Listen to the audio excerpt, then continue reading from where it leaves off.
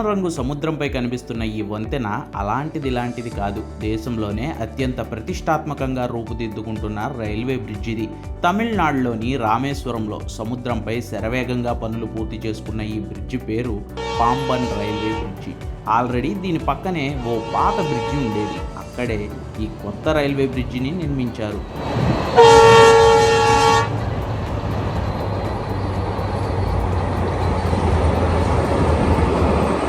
దీని స్పెషాలిటీ ఏంటో తెలుసా? సముద్రంలో ఓడలు దీని దగ్గరకు వస్తే సెన్సార్తో ఆటోమేటిక్గా బ్రిడ్జి ఇదిగో ఇలా పైకి లేస్తుంది.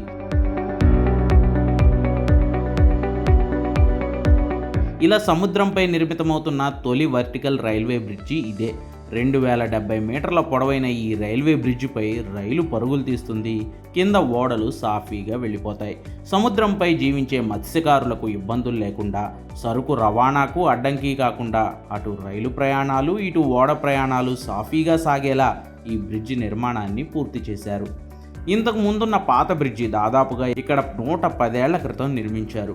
ఏవైనా ఓడలు వస్తే దానికి ఉన్న పాసింగ్ గేట్స్ను మనుషులు నిలబడి లాగాల్సి వచ్చేదిట. ఫలితంగా బ్రిడ్జి పైకి లేచి ఓడలు వెళ్లేందుకు వీలు కలిగేది. 110 ఏళ్ల తర్వాత ఇప్పుడున్న టెక్నాలజీని ఉపయోగించి మనుషులు అవసరమే లేకుండా సెన్సార్లతో పనిచేసేలా ఈ సముద్రపు రైల్వే వంతెనను భారతీయ రైల్వే శాఖ సొంతంగా నిర్మించింది. Fully automated electro mechanical system ద్వారా 17 మీటర్లు ఈ బ్రిడ్జి ఇలా పైకి లేచేలా ఏర్పాట్లు చేశారు. ఇప్పటికే దీనిపై టెస్ట్ రన్ను కూడా విజయవంతంగా పూర్తి చేశారు. ఇకపై దీని మీద రైలు ప్రయాణాలు ప్రారంభించే విధంగా అనుమతులు ఇవ్వాలని కేంద్రానికి రైల్వే శాఖ అధికారులు లేఖలు రాశారు. సేఫ్టీ రన్స్ అన్నీ పూర్తవడంతో కేంద్రం నుంచి అనుమతులు రాగానే దీనిపై రైళ్లు పరుగులు తీయనున్నాయి.